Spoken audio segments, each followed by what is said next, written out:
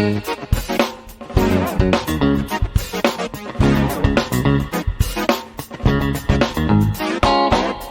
and welcome to the Chillville podcast, your weekly dose of all things money and financial in nature. I'm your host Leona.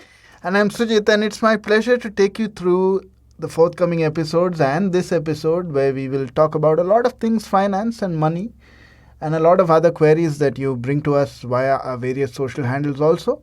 So principally, we'll have a wonderful journey of learning and discovery where we talk about all things finance. So what is our topic for today, Leona? So we covered where does our money go. Now, I think today we'll go back to that question that has been lingering on for our 2 episodes about this emergency fund and how do we go about creating one? Okay, when you hear the word emergency, what comes to your mind? Sickness, death, Illness. something going Something wrong. bad, it's like suddenly the screen gets dark kind of thing. Well, emergencies can be a lot of things. It is definitely not an impulse. So if there is a flash sale, that is definitely Not an emergency. Not an emergency. Might be an emergency for certain people, but that is typically not an emergency. Now, an emergency means typically an unforeseen eventuality which happens when you're least prepared for it. For listed emergencies, namely death, disease, illness, etc., there are products like insurance to take care of it when it happens. But these are emergencies other than that. Suppose an unscheduled expense comes. All the things that are not covered by the clauses on your insurance, like a natural disaster. For example, like if there's a natural disaster, you don't need an emergency fund. Everything will go away with the disaster. The only Act of God. Yeah, the only question is if there comes some kind of an emergency where even, for example, it can be a insurance listed emergency, but suppose the insurance company will take its own time to pay you out the claims. No, exactly. What do you do in the point where you need money desperately and you don't have access to funds? You sit in the corner of your room and pray. Yeah, or you cry, or you wait for good Samaritans to come and help you. And what if all the 5,000 friends on Facebook that you have, nobody really turns up? Then the only friend that you have in that point of time is your emergency fund. This is the money that you stack away like the ant used to collect its food during the summer to stack away during the winter, so that you can use it at a time when you need help. It's a rainy day. It's a rainy day fund. And like they say, no discredit to financial institutions, but there's a funny quote which says the banker is the person who holds the umbrella above your head until it starts raining. Yeah. So in those times, emergency funds are the only things that will help you. Yeah. So ideally, how do you go about building this emergency fund? It's quite simple. What you need to look at is what is your monthly expense. Okay. The minimum monthly expense that you need to survive and subsist. Like the given expenses, for example, rent. Everybody has rent, whether you're staying in a sharing accommodation or a bed space or whatever it might be. Unless you're staying with your parents and they are paying the rent. If you are on your own, you definitely have to pay rent. So that is one of the categories of your emergency fund. One is that. Then food. Whether you eat out or you cook, you buy your groceries, whatever it is, that is an essential expense. You can't do anything about it. True. Then clothes maybe not, because you can still wear your old clothes. Doesn't matter really. Yeah. But other things like conveyance and transport, if you don't drive the metro or Uber or whatever it might be. Yeah. So rent plus your groceries plus your food expenses What is needed for survival. plus your transport and conveyance. Of course, yes, then the utility bills like Deva and all those things.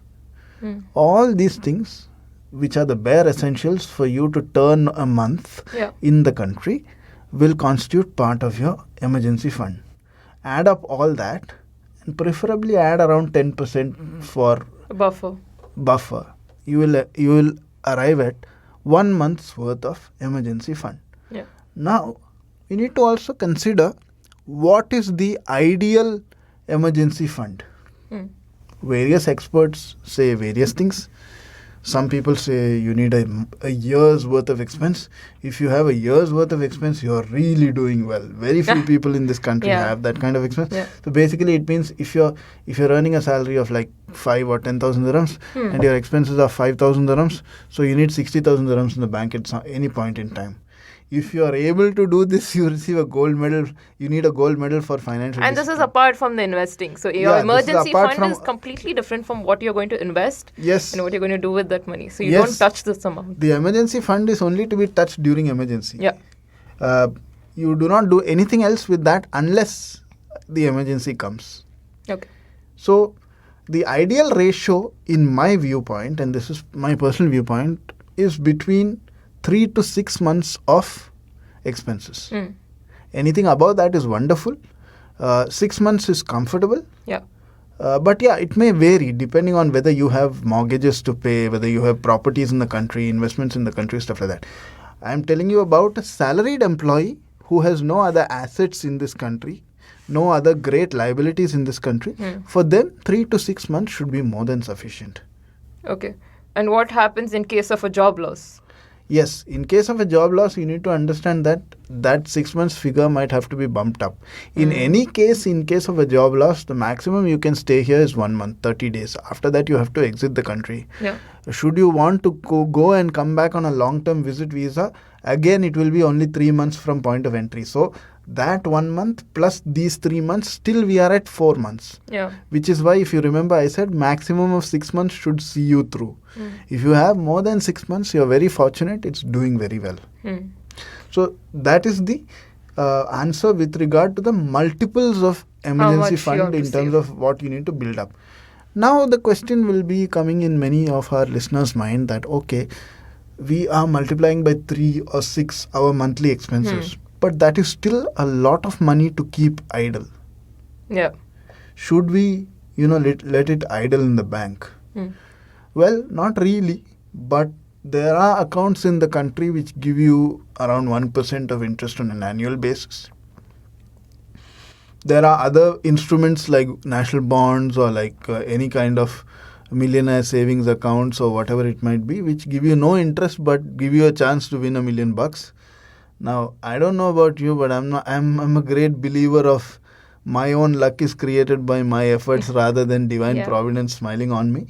But it's not a bad idea to have, there are a lot of around, many banks have products which are like active saver accounts, step up saver accounts and etc., which get you marginal interest rates better than keeping it idling somewhere. Yeah. You might want to consider that if your horizon of building your emergency fund is more than say 6 to 8 months or 12 months and you don't have any emergencies, if God is kind to you and you can afford not touching that for a longer time, I think that would be a better option. But typically, to answer your question in a very simple way, minimum 3 months, median 6 months, maximum 12 months, not more than that.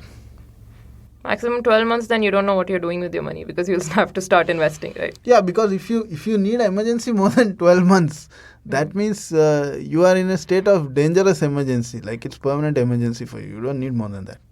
But in case of sickness and illness where the entire amount gets eaten up, and then you have a situation where you might... See, ideally, that is where the role of insurance comes up.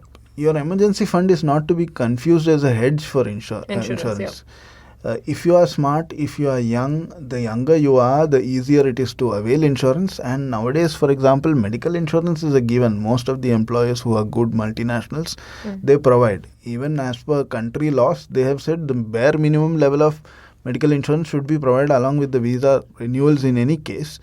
But what is vastly ignored is life insurance. People are not adequately insured in terms of life over here.